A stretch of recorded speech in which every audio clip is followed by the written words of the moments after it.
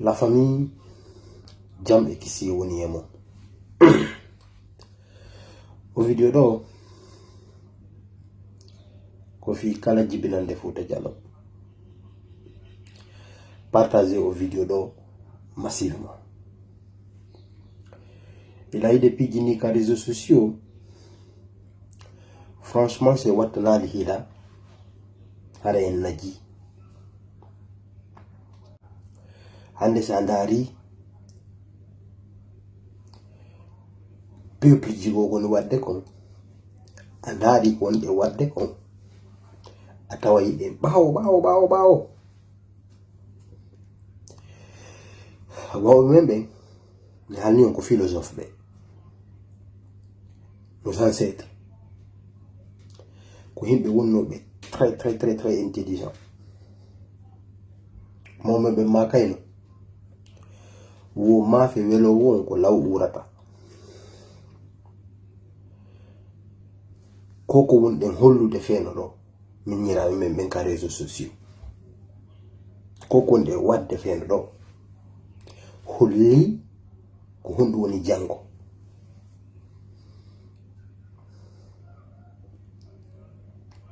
joni her sala aye jiwoy ceccino ara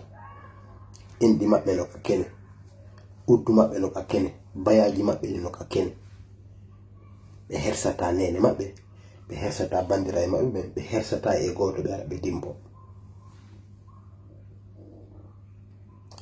ka réseaux sociaux fop woni wowlobe on foppe woni ngawlobe woni wowlobe si jama fo woni wowlobe hedoto do ala are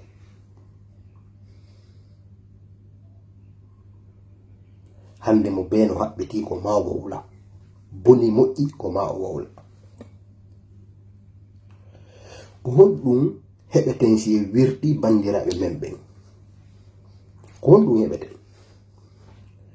enen ɗo fop ala mo ala côté sombre côté bonɗo min ko mi wonɗo mi fewa ene wodi côté ji ko mi waɗata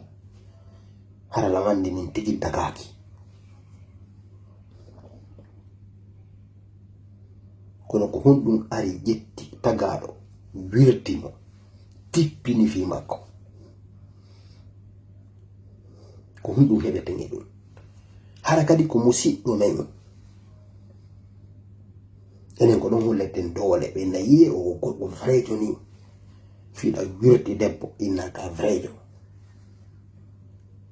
baɗa wirti debbo ka vrejo ala komojo ala juumujo layifujo ɓuri wirtowo debbo sa wirti debbo pullo goto jibinande Fouta Jallow goto a wirti filɓe fop c'est ça la vérité e yimɓe ɓen no sonka non men min yiɗi pullo Fouta men ko fi pullo Fouta min waɗirde vidéo non ko inde wonɗa ɗaɓɓirde pullo Fouta ma ko inde wonɗa ɗaɓɓirde jibinande Fouta Jallow wattaniɗa fota wona Allah won tippoto waajo en hiɗe mari marɓe talent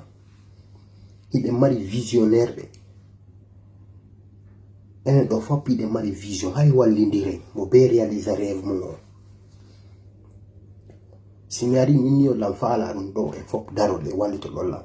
si goɗɗo go inni no faala ɗum men fop aɗen daroɗe wallitoɗen mo no sikkuɗen janɗata Allah watta barke men